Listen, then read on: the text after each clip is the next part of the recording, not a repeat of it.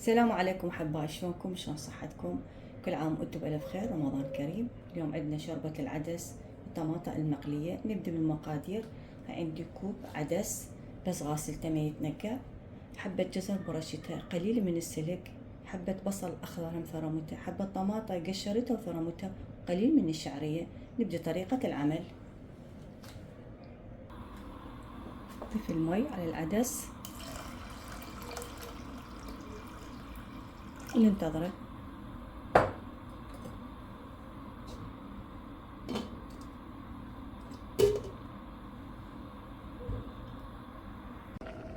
استوى عندي العدس بالمشبك، احنا ما راح نهرسه، هون مستوي.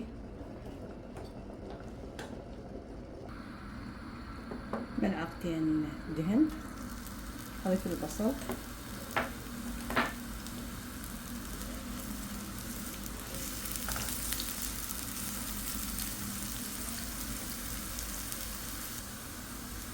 تغير عندي شكل البصل، حضيف الطماطة. بسم الله الرحمن الرحيم.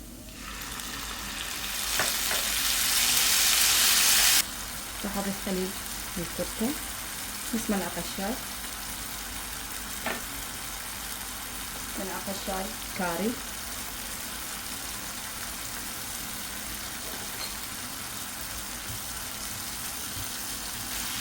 طبعا ريحة الطماطة كلش طيبة.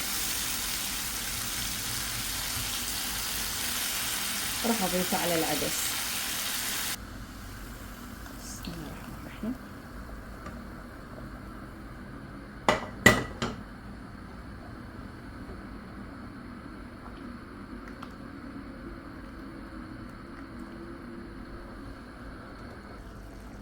راح اضيف الشعرية،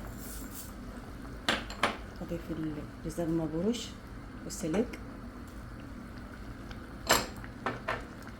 واضيف ملعقة شاي ملح، على يحتاج بعد اضيف.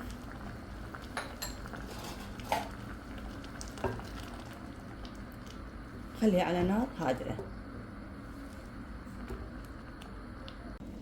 راح اضيف ملعقة دهن حار، تعطيها نكهة للشوربة.